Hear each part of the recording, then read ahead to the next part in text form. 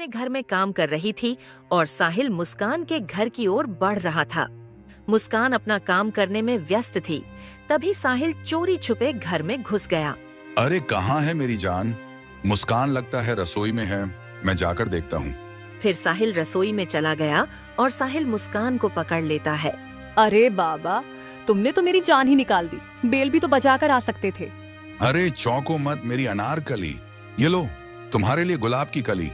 अरे यार ये सब छोड़ो, पहले ये बताओ तुम्हारा पति आने वाला था ना, लंदन से आया नहीं क्या? वह तो कल शाम को ही आ गया था। अरे यार बेबी तुम भी ना मुझे मरवाओगी किसी ना किसी दिन। कहाँ है वह? दिखाई नहीं दे रहा। अरे यार तुम फिक्र मत करो, वह ना अपनी माँ से मिलने गया है। और तुम्हारी बेटी वह कहाँ है? उसे तो मैं अपनी मम्मी के घर छोड़ आई। अब तो कुछ दिन बाद ही लेकर आऊंगी। वाह यार बेबी, ये तो तुमने बहुत अच्छा काम किया। अब तो हमारे कुछ दिन मजे ही मजे होंगे। काहे के मजे यार, ऐसे छुप छुप कर कब तक मिलते रहेंगे? बस बहुत हो गया। अब मैं तुम्हारे बगैर एक पल भी नहीं रह सकती। अब तो कुछ करना होगा। अच्छा तो बताओ क्या करना होगा? मेरे पति का काम तमाम। अरे पागल हो गई क्या तुम? वह तुम्हारा पति है, तुम उसके साथ ऐसा कैसे कर सकती हो? तुमने तो उसके साथ लव मैरिज की थी। अरे लव मैरिज मैंने उसके साथ नहीं, उसकी प्रॉपर्टी और पैसों के साथ की थी। वह तो मुझे मिल ही गई। प्यार तो मैं तुमसे करती हूँ, मुझे तो सिर्फ तुम चाहिए। अगर तुमने मुझे छोड़ने की बात की ना, मम्मी कसम जान से मार दूंगी। अरे नहीं छोड़ूंगा बाबा, सच्ची। अच्छा, तुम एक काम करो साहिल, तुम बाजार जाकर बेहोशी की दवा ले आओ। फिर अगले दिन साहिल मुस्कान को बेहोशी की दवा लाकर दे देता है। फिर रात हो जाती है। साहिल घर के दरवाजे पर दस्तक देता है और मुस्कान घर का दरवाजा खोलती है। अरे कहाँ है वह? उस दवा से बेहोश तो हो गया था ना? अरे हाँ हो गया। वे दोनों सौरभ के पास जाते हैं। ये लो बेबी खंजर, एक ही झटके में इसका काम तमाम कर दो। फिर मुस्कान साहिल से खंजर लेती है और सौरभ को मार देती है और दोनों उसे घसीट कर ले जाते हैं। देखा बेबी, मेरा हौसला साले को एक ही बार में ढेर कर डाला। अब हम दोनों के रास्ते का कांटा नहीं बनेगा। हमने तो इसे जड़ से उखाड़ फेंक दिया। फिर साहिल सौरभ के 15 टुकड़े कर देता है। साला हम दोनों को एक होने से रोक रहा था, हमने तो तुझे ही रोक दिया। अब रोक कर देखा बेबी, अब हम एक अच्छी लाइफ जिएंगे। ना रहेगा बांस, ना बजेगी बांसुरी। अब इन 15 टुकड़ों का करना क्या है? अरे करना क्या है? मैंने तुम्हें पहले ही बताया था, बाजार से सीमेंट लाकर इसे ड्रम में पैक कर देंगे। किसी को कानो कान भी खबर नहीं होगी। फिर दोनों बाजार से सीमेंट लाकर उसे ड्रम में पैक कर देते हैं। वैसे डार्लिंग, ये सीमेंट वाला आइडिया तेरा अच्छा था, किसी को स्मेल भी नहीं आएगी। हाँ अच्छा था, तभी तो बताया था। अब तुम इसे ऊपर तक पूरा पैक कर दो। फिर साहिल मुस्कान के कहने पर उस ड्रम को ऊपर तक पैक कर देता है। शुक्रिया भाई, कितना अच्छा है यार तू, जो तूने मेरे प्यार के लिए अपनी कुर्बानी दे दी। मुझे तलाक दे दिया होता तो तेरी जान बच जाती। तू इस तरह ड्रम में पैक नहीं पड़ा होता। हाँ, बड़ा आया प्यार करने वाला, देख लिया प्यार का अंजाम कैसा होता है। चलो बेबी, अब हम सुबह होने का इंतजार करते हैं। जैसे ही सुबह हुई हम कुछ दिनों के लिए बाहर घूमने चलेंगे, तब तक यहाँ का मामला ठंडा हो जाएगा। हाँ बेबी, सही कह रहे हो।